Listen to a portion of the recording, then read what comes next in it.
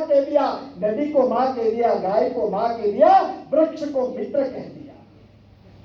ये हमारे संबंध प्रकृति के साथ, पर्यावरण के साथ, और एशिया के संस्कृति के वाहक ये भारत देश का वासी है। इसलिए कभी कभी हमारे ऊपर जो लोग प्रश्नार्थ चिन्ह खड़े करते हैं कि भारत तो एक राष्ट्र है ही नहीं, उनको प्रमाण भी देने की आवश्यकता है।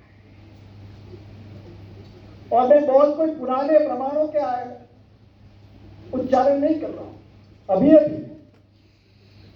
हरियाणा के पास राखी गढ़ी के अंदर जो आधुनिक शोध हुए, जो इस 21वीं सदी के शोध है, आधुनिक सदी के शोध है, तकनीकी युग के शोध है, उस शोध से यह ज्ञात हुआ है कि भारत के सभी लोगों का जो मूल भारतीय है, उस भारत के सभी लोगों का गुणसूत्र डीएनए पिछले 40,000 वर्षों से एक ही है।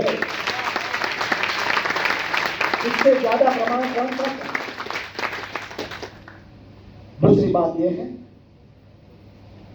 कि राष्ट्र एक जीवमान अस्तित्व है। इसीलिए किसी भी राष्ट्र को कृत्रिम रूप से तैयार नहीं किया जा सकता।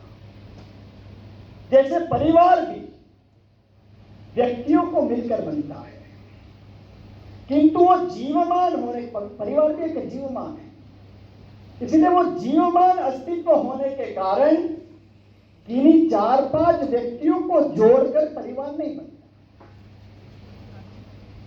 जैसे कि हम यहां से बाहर रोड पर जाएंगे और किसी एक 40 वर्ष के आयु के व्यक्ति और 35 साल की एक महिला, 10 साल का एक बालक और 7-8 साल की एक बालिका को एक कमरे में बंद कर दे और एक कमरे में बसा दे, एक मकान में बसा दे, और हम ये कहे कि ये परिवार है, तो उससे वो परिवार नहीं बनता।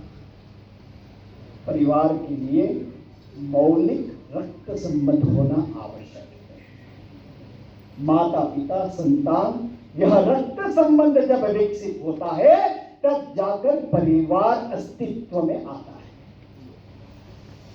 और इसी मूल संबंध के आधार पर अन्य सारे संबंध, जैसे नाना